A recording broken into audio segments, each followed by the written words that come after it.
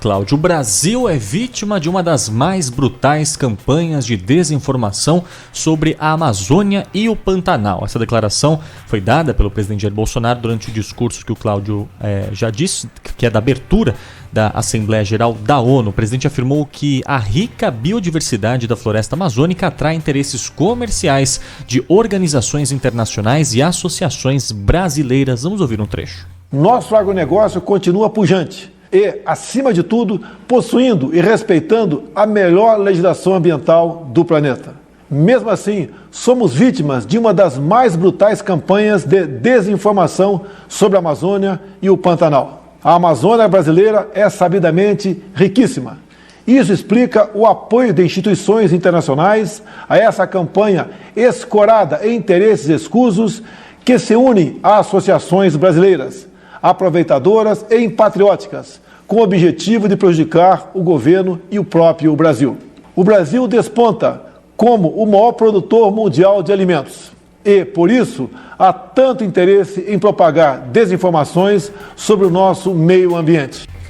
O aumento das queimadas do país neste ano aumentou a pressão mundial sobre a preservação do meio ambiente. No discurso, Jair Bolsonaro declarou ter tolerância zero com crimes ambientais e atribuiu os incêndios às altas temperaturas e à ação de comunidades locais. Segundo ele, o fogo se propaga no entorno da floresta amazônica em áreas já desmatadas. Nossa floresta é úmida e não permite a propagação do fogo em seu interior.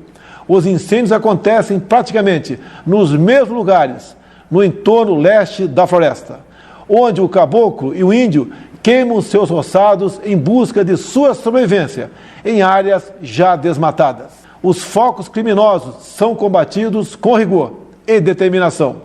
Mantenho minha política de tolerância zero com o crime ambiental. O nosso Pantanal, assim como a Califórnia, sofre dos mesmos problemas. As grandes queimadas são consequências inevitáveis da alta temperatura local, somada ao acúmulo de massa orgânica em decomposição. Sobre o combate à pandemia, o presidente do Brasil culpou a imprensa brasileira por espalhar o pânico e prejudicar a economia. Bolsonaro afirmou que o governo tomou várias medidas econômicas que evitaram o que ele chamou de mal maior.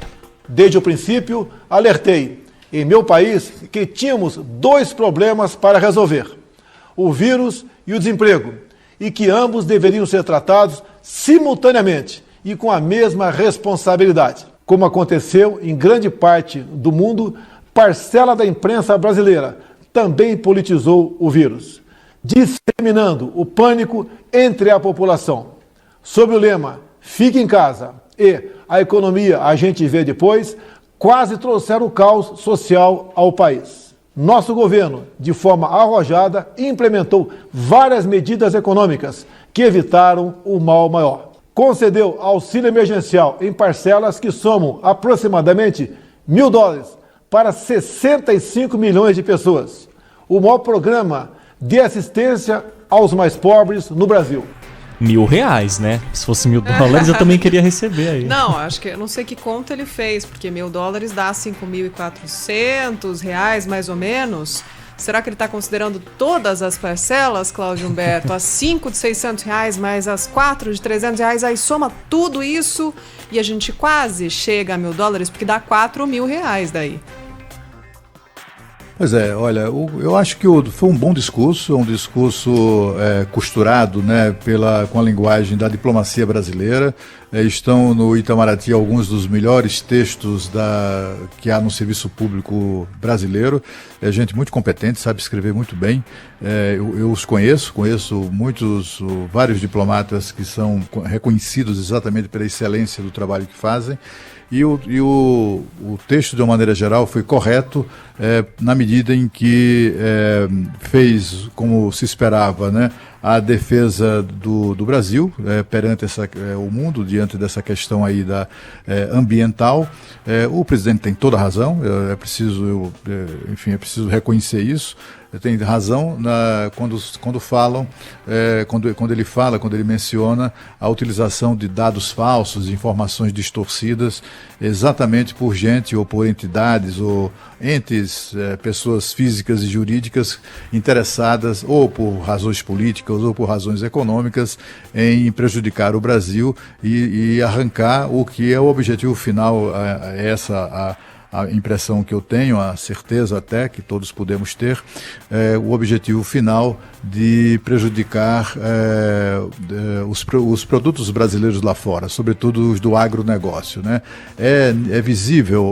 São visíveis as digitais de países e empresas que querem detonar com o agronegócio brasileiro, porque apresenta produtos de excelente qualidade e a preço bastante competitivo, e isso fez com que o Brasil avançasse no mercado e se transformasse no que é hoje, né, dos principais players do agronegócio mundial. Acho que a defesa que o presidente fez desse segmento e chamando a atenção para os interesses econômicos que o Brasil contraria, como pano de fundo de toda essa questão aí ambiental, eu acho que foi importante ele dizer, porque afinal de contas ninguém diz, né?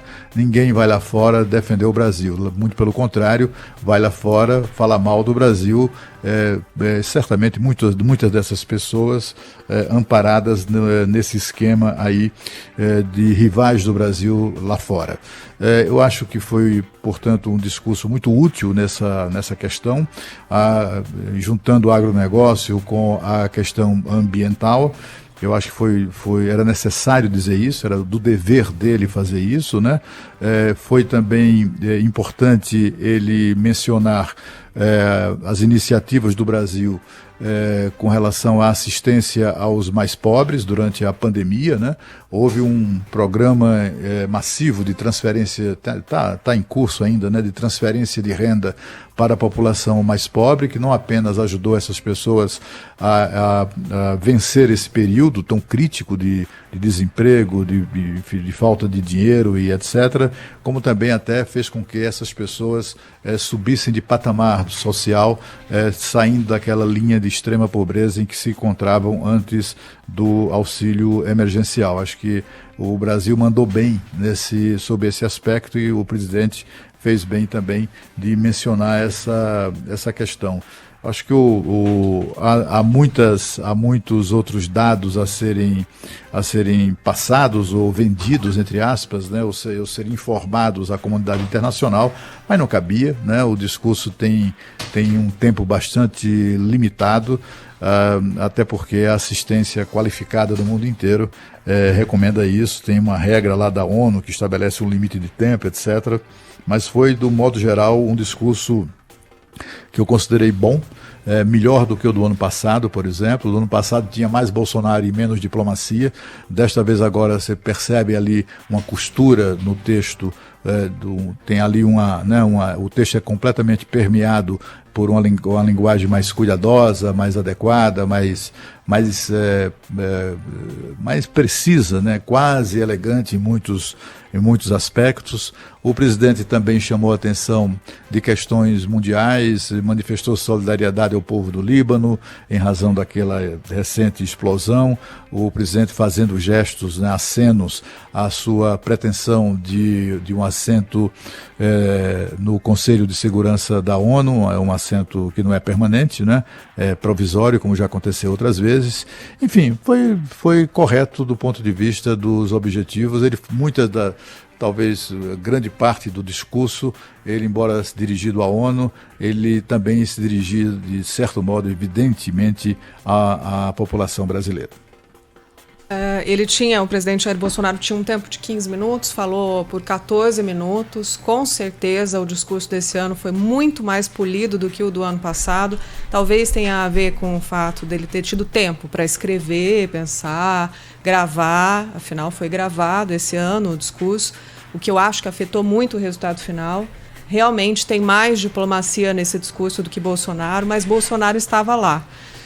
Quando fala sobre as queimadas no Pantanal como se fosse algo inevitável, quando a Polícia Federal já aponta indícios de que há grande possibilidade de ação criminosa sim, ação humana sim, tem fatores ambientais que realmente foi um ano mais seco do que o ano passado, mas um aumento de 200% não seria justificado por essa diferença climática entre um ano e o outro. Também tem Jair Bolsonaro, quando ele fala do auxílio emergencial, que foi muito importante, está sendo muito importante para a economia brasileira, mas exagera um pouquinho ali no valor, uma diferença de mais ou menos uns R$1.000 para cima. Também tem Jair Bolsonaro, quando ele elogia o plano de paz lançado por Trump, um alinhamento platônico, automático que o Brasil faz com os Estados Unidos nessa política diplomática que pode, inclusive, fazer mal para o nosso agronegócio. Então, muitos pontos aí que precisam ser olhados de perto, mas com certeza no saldo, no balanço, importante citar que ele lamentou pelas mortes né, relacionadas ao coronavírus no Brasil. A gente tem mais de 137 mil mortos desde o início da pandemia por aqui. Então, o saldo é de um discurso importante, né? O presidente do Brasil falando para o mundo na abertura da Assembleia da ONU, e também falou sobre o derramamento de óleo no Nordeste, na região Nordeste, que também é um ponto importante. Não culpou ninguém, não chegamos a conclusão nenhuma ainda com relação às investigações desse caso. Então, importante o discurso hoje do presidente Jair Bolsonaro. Então, tem algumas questões que a gente precisa levar em conta, né? O elogio a um plano de paz, eu acho que é o mínimo que se espera dos chefes de Estado e de governo, né? Elogiar o plano de paz, seja de quem for, né? Por acaso foi um plano de paz coordenado ali, ou monitorado, ou intermediado pelo presidente dos Estados Unidos. Quem não gosta do Trump, assim como quem não gosta do Bolsonaro, vai falar mal do plano de paz, porque preferia associar o Trump a um plano de guerra.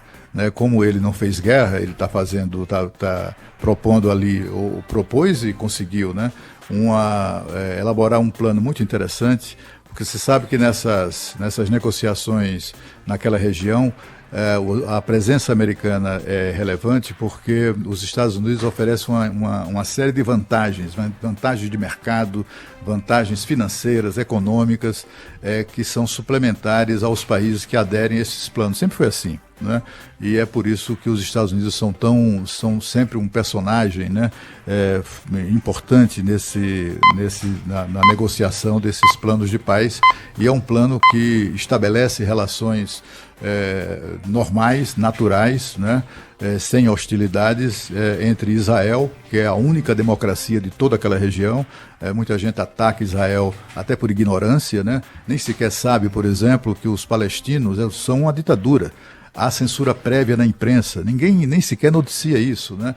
Ninguém também, sabendo, não menciona, porque afinal de contas, como é que se diz, é politicamente correto do ponto de vista de quem é progressista, de quem é esquerdista, elogiar a Palestina, coitadinha da Palestina, né, enquanto Israel é tão cruel, etc. Israel constitui a única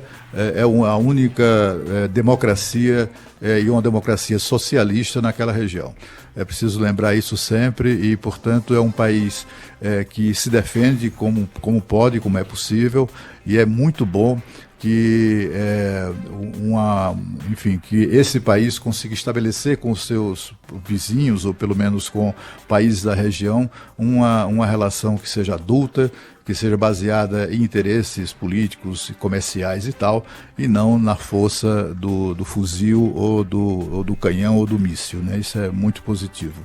Eu acho que o presidente fez bem de mencionar isso, né? Seria estranho se não o fizesse, e tomara que dê certo, né? E agora, a cereja do bolo para o Trump, eu acho meio improvável de acontecer, mas os seus seguidores estão em para a concessão do Nobel da Paz ao Trump. Aí vai ser a morte mesmo de quem não gosta dele. Cristofobia, só para encerrar, alguém pode comentar?